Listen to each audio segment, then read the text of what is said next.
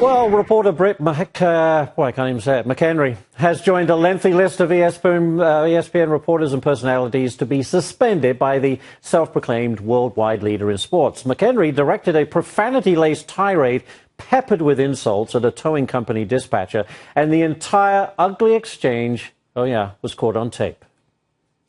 I'm in the news, sweetheart. I will sue this place. That's why I have a degree in law. If I was missing some teeth, they would hire me. Oh, like yours? But they look so stunning. Because I'm on television and you're in a trailer, honey. Lose some weight, baby girl. It makes my skin crawl even being here. So I could be a college dropout and do the same thing? Wow, that is ugly, isn't it? ESPN suspended McHenry for 1 week without pay, but not before she issued this, less than heartfelt apology. She tweeted, quote, "In an intense and stressful moment, I allowed my emotions to get the best of me and said some insulting and regrettable things. As frustrated as I was, I should always choose to be respectful and take the high road. I am so sorry for my actions and will learn from this mistake." Joining me now, commercial editor for thedailymail.com, Tamara Abraham, and National Review reporter Kat Timpf. Thank you both for being here. Tamara, what's your take on this? I mean, she's issued the apology. It didn't seem like much of an apology, to be honest with you. She kind of blamed it on the stressful situation. Perhaps the bigger issue here is her character. Well, that video made for such uncomfortable viewing. Yeah. Because she kept delivering insult after insult. It didn't seem like a stressful, the words you say in the moment. It seemed a little bit more.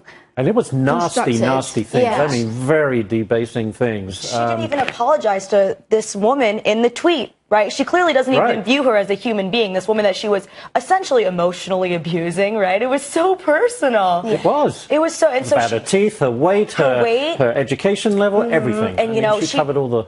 7 days isn't enough because everyone's going to still hate her in 7 days. 1 week's suspension without pay, what do you think? I think enough? A personality on TV, the whole point is that she needs to be likable. And people don't like her. She reminded me of people that were mean to me in high school, but then nice when the teacher was looking. And she finally got busted, right? She's not likable. She doesn't have a job, regardless of whether she technically does. If you don't have fans, then you're done. Tamara, there's almost been a bit of a backlash against the backlash of this. People saying, look, I've dealt with this towing company. They're terrible. It kind of misses the point, doesn't it? Right. Well, nobody likes an experience with a towing company. It's really inconvenient. It's very frustrating. And according to Yelp reviews, the towing company isn't getting raves. But that said, McHenry should not have launched into a personal attack. If you have a problem with the company, take it to the management. Don't attack the clerk personally. All right. We've got to move on.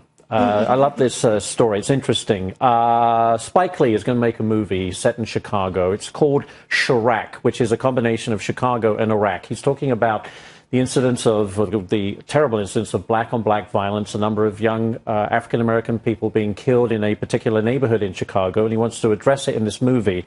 But, of course, Chicago Mayor Rahm Emanuel, not happy about this, is trying to get together with him saying, look, can you change the title? Because, obviously, it's a Chamber of Commerce nightmare to be called Chirac. What's your thoughts on that, Kat?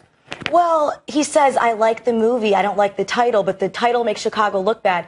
This movie's about violence in Chicago, so yeah, it's going to make people think about violence in Chicago. I mean, what does he want it to be called, right? It's not going to be like, visit Chicago.com, the movie. It's not going to be a positive title because it's not about a positive situation. So, I mean, sorry, then don't have the movie, but then I'm going to be mad about that because it brings...